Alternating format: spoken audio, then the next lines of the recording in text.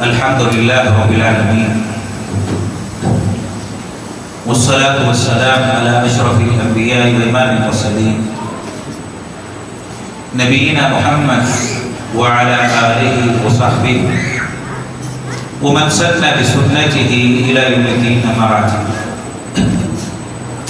برادران اسلام، جو آیتیں آج ہم نے سنی ہیں، ان آیتوں میں سے تین جو پیغامات، تین عبرت کی چیزیں جو اللہ تعالیٰ نے بیان کی ہیں، آپ کے سامنے رکھنا چاہوں گا. سب سے پہلی بات جو اللہ تعالیٰ نے ان آیات میں بیان کی ہے، ان میں سے ایک یہ ہے کہ کل قیامت کے دن محمد الرسول اللہ صلی اللہ علیہ وسلم کچھ لوگوں کی شکایت کریں. امت میں سے کچھ افراد کی شکایت رب کے دربار میں ہوگی. شکایت پیش کرنے والے پیارے رسول صلی اللہ علیہ وسلم، اور پیش کرنے کی وجہ کیا ہے، سبب کیا ہے، اللہ تعالیٰ نے اس کا تذکرہ کیا، اس کا ذکر کیا، اس کی وضاحت کی. فرمایا کہ پیارے رسول صلی اللہ علیہ وسلم اپنے رب سے فرمائیں گے، کہیں گے کہ میری قوم کے لوگوں نے قرآن کو چھوڑ دیا، قرآن کو ترک کر دیا. قرآن مجید کی اس آیت کریمہ کی تفسیر میں مفسرین نے لکھا ہے کہ قرآن کو چھوڑنے کا مطلب یہ ہے کہ اگر کوئی مسلمان ایک مہینے میں ایک مرتبہ قرآن ختم نہ کرے تو گویا کہ اس نے قرآن کو ترک کر دیا، قرآن کو چھوڑ دیا. حجر قرآن میں قرآن کی چھوڑنے میں وہ مسلمان داخل ہے جو کم سے کم ایک ماہ میں ایک مرتبہ قرآن مجید ختم نہ کرے. اگر ہم اپنے نفوس کا جائزہ لیں، اپنے اعمال کے بارے میں غور کریں، تو کیا ہم نے ایک ماہ میں ایک مرتبہ قرآن کے ختم کرنے کا انتظام کیا، ختم کیا ہے؟ اللہ کے بہت سے بندے ایسے ہیں جو 3 دن میں ایک ماہ ایک مرتبہ قرآن ختم کرتے ہیں. کچھ بندے 10 دن میں ایک ختم کرتے ہیں. کچھ بندے ایک ماہ میں قرآن ختم کرتے ہیں. لیکن بہت سارے ایسے بھی مسلمان ہیں کہ سالوں گزر جاتے ہیں لیکن قرآن کی تلاوت کی پڑھنے کی توفیق نہیں ہے. اگر ایسے پائے جاتے ہیں تو انہیں اپنے نفس کا جائزہ لینا چاہیے کہ کل ان کی شکایت ہوگی اللہ کے دربار میں، اور شکایت پیش کرنے والے محمد رسول اللہ صلی اللہ علیہ وسلم. قرآن اللہ کا کلام ہے. اگر کوئی چاہتا ہے اللہ کی بات سننا ہے، اللہ کا پیغام معلوم کرنا ہے کہ اللہ ہم سے کیا کہنا چاہتا ہے، کیا پیغام دینا چاہتا ہے، تو ہم اس کے کلام کی طرف رجوع کریں، اس کے کلام سے جوڑیں. اور عجیب تعبیر ہے، دلوں کو موم کرنے والا. دل کبھی سخت ہو جائے تو اگر اس کو نرم کرنا ہے، نرم کرنے کا سب سے بہترین طریقہ اللہ کے کلام کی تلاوت ہے. دلوں کو ایسے نرم کر دے. عمر فاروق رضی اللہ تعالیٰ عنہ کے بارے میں آتا ہے کہ اسلام قبول کرنے سے پہلے بڑے سخت، اتنے سخت کہ صحابہ کہا کرتے تھے جو مسلمان ہو چکے تھے ابتدا میں کہ خطاب کا گدھا مسلمان ہو سکتا ہے لیکن خطاب کا بیٹا کبھی مسلمان نہیں. خطاب کے بیٹے امیر المومنین عمر فاروق رضی اللہ تعالیٰ اتنے سخت تھے، کہا کرتے تھے مسلمان کہ خطاب کا گدھا تو مسلمان ہو سکتا ہے لیکن خطاب کا بیٹا یعنی عمر رضی اللہ عنہ کبھی مسلمان نہیں ہوں گے. لیکن مسلمان ہوئے. کیسے؟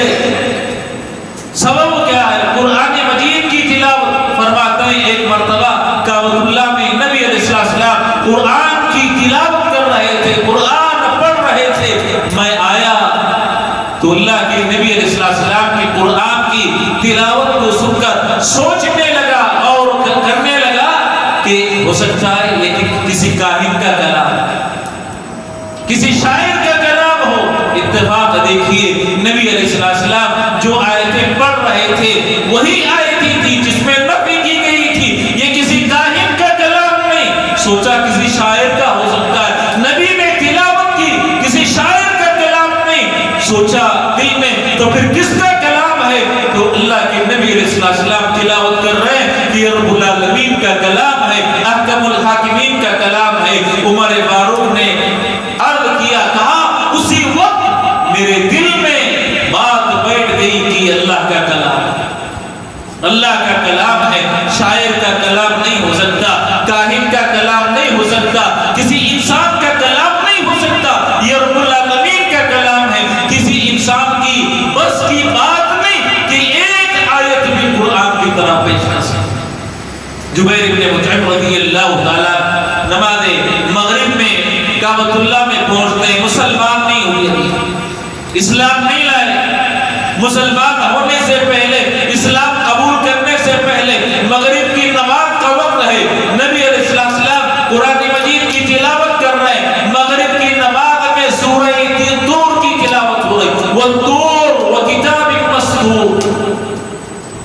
جبیر بن مطعم فرماتے ہیں جیسے ہی میرے کانوں میں قرآن کی سورہ طور کی تلاوت کی آواز پہنچتی ہے تو فرمایا اول ما وقر ذلك في قلبي وكاد قلبي يطير، قریب تھا کہ قرآن کی تلاوت سن کے میرا دل اڑ جائے جیسے پرندہ اڑتا ہے، اور اسلام میرے دل میں دھڑ گیا۔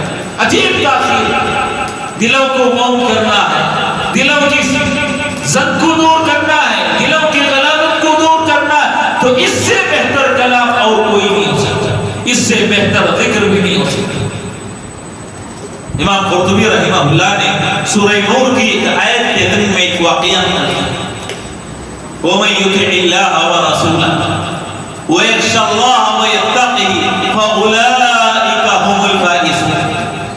امام قرطبی کہتے ہیں کہ ایک مرتبہ امیر المومنین عمر فاروق رضی اللہ تعالیٰ مسجد نبوی میں مصلی پر بیٹھے ہوئے تھے کہ اچانک روم کا ایک دیہاتی کھیتی باڑی کا کام کرنے والا مسجد نبوی میں داخل ہوتا ہے، عمر فاروق رضی اللہ تعالیٰ عنہ کے قریب ہونا چاہتا ہے، صحابہ نے روک دیا اس ڈر سے کہ کہیں کوئی نقصان نہ پہنچا دے۔ امیر المومنین دیکھ رہے ہیں، دیکھ کر کہا کہ اس کو آنے دیں، قریب آ گیا، قریب آتا ہے تو اس کی زبان سے کلمات نکلتے ہیں، اشہد ان لا الہ الا اللہ واشہد ان محمد رسول اللہ۔ عمر فاروق رضی اللہ تعالیٰ عنہ نے پوچھا کہ تو کہنا کیا چاہتا ہے؟ کہا میں مسلمان ہو گیا، میں نے اسلام قبول کر لیا ہے، اپنے اسلام کا اعلان کرنے کے لیے یہاں آیا۔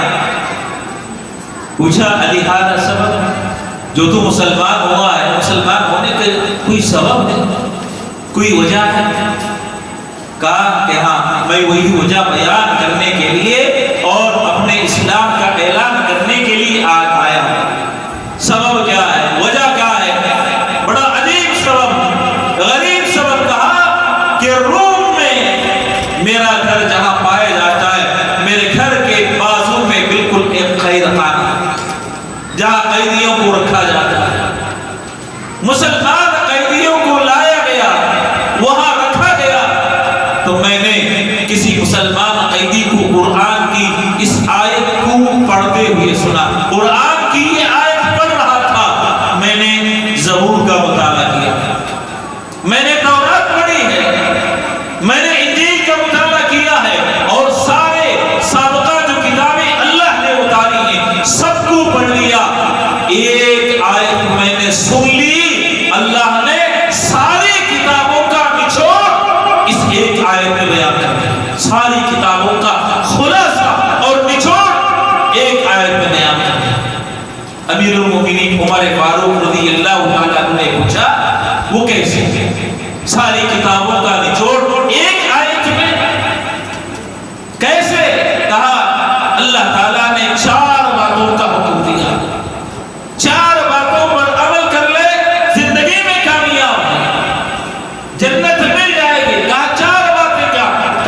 سب سے پہلی بات، جو آدمی اللہ کی اطاعت کرے، رب کی اطاعت کرے۔ پوچھا رب کی اطاعت کا مطلب کیا ہے؟ کہا واجبات کو ادا کرے۔ اللہ کی اطاعت کا مطلب یہ ہے کہ جو اللہ نے واجب چیزیں کی ہیں ان میں اللہ کی بات مان لے، تسلیم کر لے، نماز ادا کرنا، زکات دینا، روزہ رکھنا، حج کرنا، واجبات ادا کر لے۔ اس کے بعد کہا اللہ تعالیٰ نے دوسری بات کا حکم دیا، اللہ کے رسول کی اطاعت کرے۔ پوچھا اللہ کے رسول کی اطاعت کا مطلب کیا ہے؟ کہا سنتوں پر عمل کر لے۔ نبی علیہ السلام نے جو سنتیں بیان کی ہیں زندگی سے متعلق، نماز سے متعلق، وہ سنتیں ادا کر لے، ان پر عمل کر لے۔ یہ دوسری بات۔ کہا تیسری بات وَيَخْشَى اللَّهَ، اللہ تعالیٰ سے ڈرے۔ کس میں اللہ تعالیٰ سے ڈرے؟ کہا اس کی زندگی میں اگر پہلے گناہ ہو چکے ہیں، کوئی گناہ کا کام اس نے پچھلی زندگی میں کیا ہے، تو اللہ تعالیٰ سے ڈر کر توبہ کر لے۔ تیسری بات۔ آخری بات، چوتھی بات، کہا وَيَتَّقِهِ، اپنی اگلی زندگی میں اپنے آپ کو گناہوں سے بچا لے۔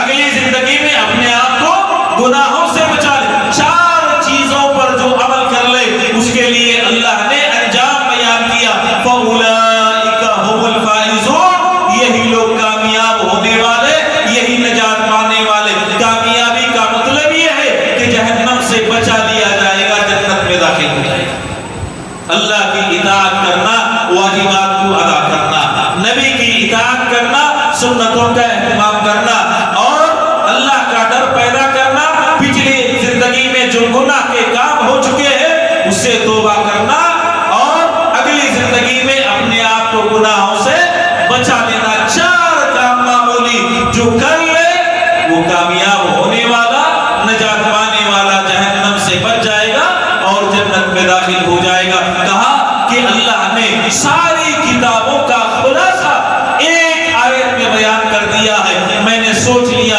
کہ جب یہ آیت کریمہ مسلمان قیدی سے سنی تو میں نے کہا یہ کسی آدمی کا کلام نہیں ہو سکتا، یہ اللہ کا کلام ہے۔ اس کے بعد میں مسلمان ہو گیا ہوں اور اپنے اسلام کا اعلان کرنے کے لیے آپ کے پاس آیا۔ میرے دوستو، اگر کوئی اپنے آپ کو کامیاب کرنا چاہتا ہے اللہ کے کلام سے جوڑ لے، جتنا پڑھتا جائے گا جنت میں اتنا اونچا مقام پاتا جائے گا۔ اقرا ورقا، اقرا ورقا، پڑھتے جاؤ اور چڑھتے جاؤ۔ فإن منزلتک، تمہارے درجات کہاں ختم ہوں گے جنت میں؟ جہاں تمہاری تلاوت ختم ہے۔ پڑھنا ہے اور اوپر چڑھنا ہے، ختم کہاں ہوں گے درجات؟ جہاں تلاوت ختم ہوئی، جہاں تلاوت رکی وہاں درجات رک جائیں گے۔ اس سے بڑھ کر آدمی کو اور کیا چاہیے؟ اللہ نے کتاب دیا، وہ کتاب جو کتاب ہدایت ہے، وہ کتاب جو شفا ہے۔ آدمی نفسانی بیماریوں سے پریشان ہوتا ہے، تنگی ہے، مصیبت ہے، دل کی سختی ہے، بے چینی ہے، عدم اطمینان ہے، عدم سکون ہے۔ انسان چاہتا ہے سکون حاصل کرے زندگی میں، لیکن سکون کے لیے طریقہ غلط اختیار کرتا ہے۔ سکون چاہتا ہے تو اللہ کے کلام میں سکون ملے گا۔ ایک آیت آپ پڑھ کر دیکھیں، بیماریوں کو دور کرنا ہے اللہ کے کلام میں۔ نبی علیہ السلام ہمیشہ رات میں سونے سے پہلے 3 سورتیں، قل هو اللہ احد، قل اعوذ برب الفلق، قل اعوذ برب الناس، اپنے دونوں ہاتھ اکٹھے کرتے تلاوت کرتے، پھونکتے اپنے ہاتھوں میں، اپنے جسم پر پھیرتے، سو جاتے 3 مرتبہ۔ جب نبی علیہ السلام بیمار تھے، بیماری کی حالت میں تھے، آپ پڑھ نہیں سکتے، جسم پر پھیر نہیں سکتے، عائشہ صدیقہ رضی اللہ تعالیٰ عنہا فرماتی ہیں کہ میں نبی علیہ السلام کی ہتھیلیوں کو میں نے اکٹھا کیا، میں اٹھائے، آپ اٹھا نہیں سکتے تھے، آپ اٹھا نہیں سکتے تھے، میں نے جمع کیا، میں نے آپ کی ہتھیلیوں کو اٹھایا۔ کیوں اٹھایا؟ خود اپنی ہتھیلیاں کیوں استعمال نہیں کی؟ کیونکہ نبی علیہ السلام کی ہتھیلیاں بابرکت تھیں، اس میں برکت پائی جاتی تھی۔ مجسم मुजस्सम बरकत थे नबी अलैहिस्सलाम, तो मैंने आपकी हथेलियों को जमा किया, मैंने 3 सूरतें पढ़ी और नबी अलैहिस्सलाम की हथेलियों में फूंक मारा और आपके हथेलियों को आपके जिस्म पर रखा, बीमारी की तकलीफ को हल्का करने के लिए, परेशानी को दूर करने के लिए, सुकून और इत्मीनान हासिल करने के लिए आयशा सिद्दीक़ा रज़ियल्लाहु ताला अन्हा ने ये अमल किया। मेरे मोहतरम मुसलमान दोस्तों, जब कभी कोई आदमी बीमार होता है, तकलीफ में होता है, परेशानी में होता है, फौरन दौड़े दौड़े चले जाते हैं। कभी किसी को जादू की शिकायत है, नज़र-ए-बद से परेशान है, शैतान का हमला है, तो सबसे बेहतरीन इलाज बजाय दूसरों पर एतमाद करने के आप पढ़ें। एक आयत आप पढ़ सकते हैं, एक आयत पढ़ें, सूरह फातिहा शिफा, सूरतुल शिफा, शिफा वाली सूरत, अल्लाह बीमारियों को दूर करता है, सूरह फातिहा। लेकिन यकीन, ईमान हो, ईमान और यकीन के साथ कोई तिलावत करेगा, जरूर उसकी बीमारियां और तकलीफें दूर होंगी, बजाय आप दूसरों के पास जाने के, दूसरों से दरखास्त करने के, खुद तिलावत करें, खुद पढ़ें, खुद एतमाद करें, अल्लाह की जात पर तवक्कुल हो, भरोसा हो, उसके बाद आप तिलावत कीजिए, देखिए अल्लाह आपकी परेशानियां कैसे दूर करता है। मेरे मोहतरम मुसलमान दोस्तों, ये पैगाम अल्लाह ताला ने अता किया दिया है और अल्लाह ताला ने फरमाया ये कुरान दिल पर नाज़िल होता है। किस पर? दिल पर नाज़िल किया है अल्लाह ताला ने। किसके वास्ते से?